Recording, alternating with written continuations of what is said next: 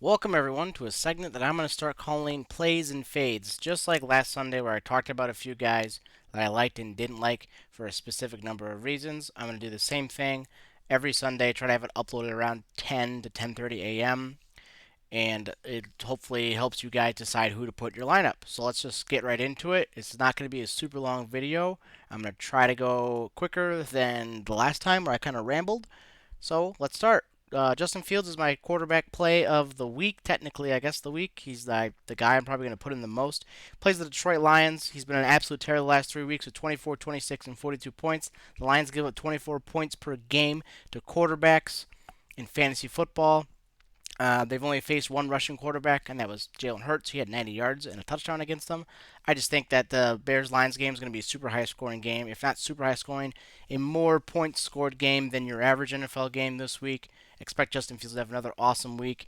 He's in his price range is up there with a lot of the big names: Josh Allen, Patrick Mahomes. Tua's been awesome this year in fantasy. He's worth every penny. Play Justin Fields.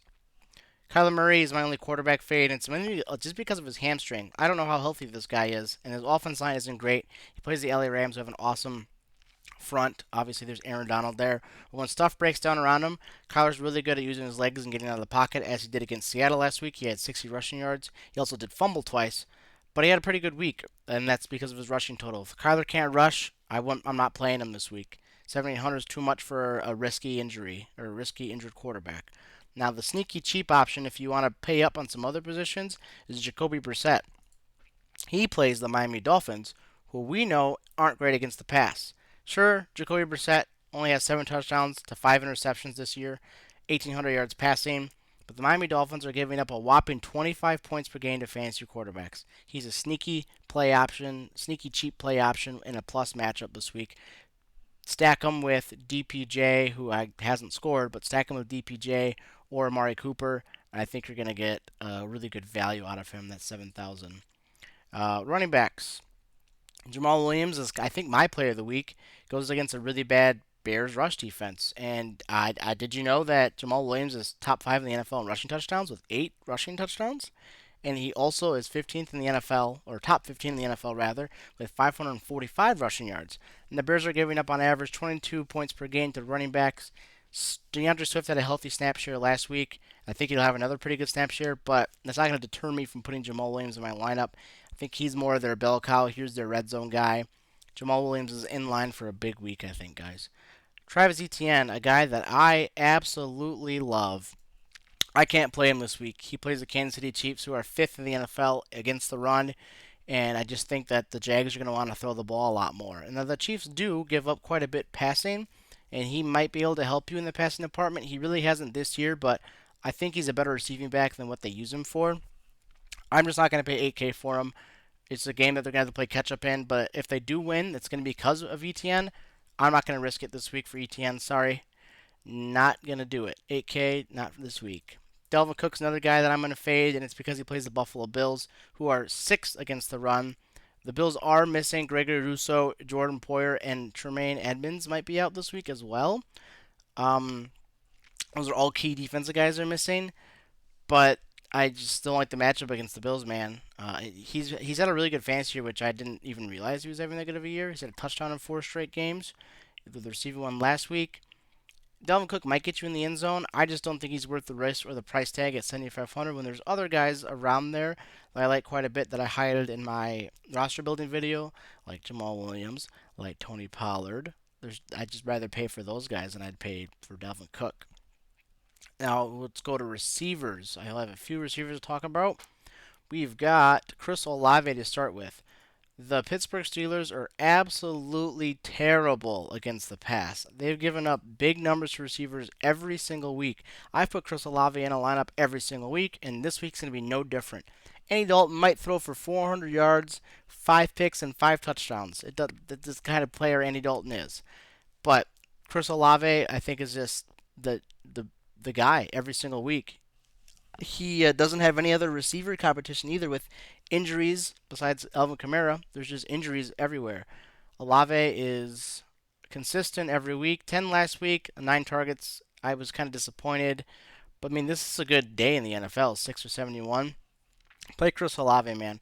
$7,500 against that terrible Steelers defense. I'm doing it.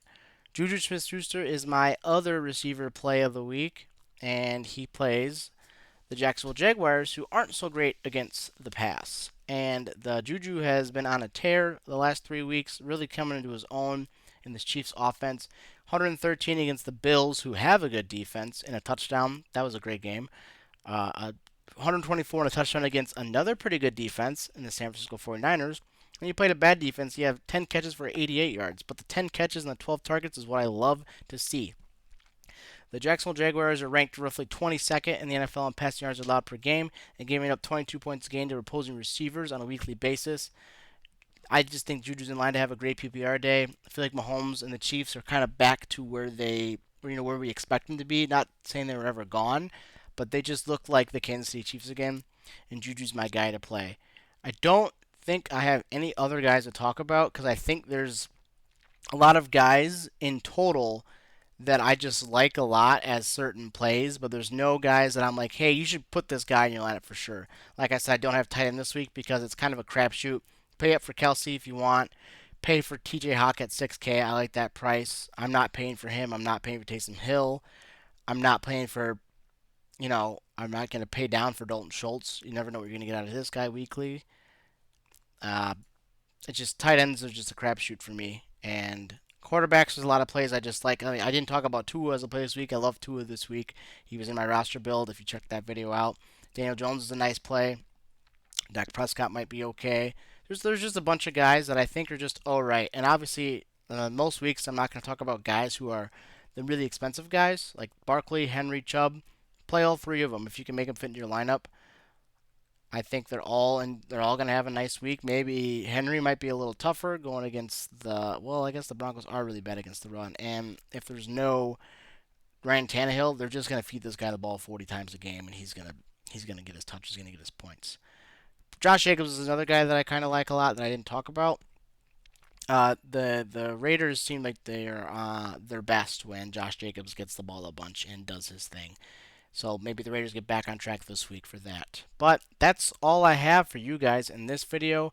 A rather short, quick one, but I think that's kind of how I want to do these ones. Just talk about a handful of guys, why I like them or don't like them, if I talk about them, and put them in your lineups if I talk about them, because I think you'll benefit from my decisions or my speculations, rather.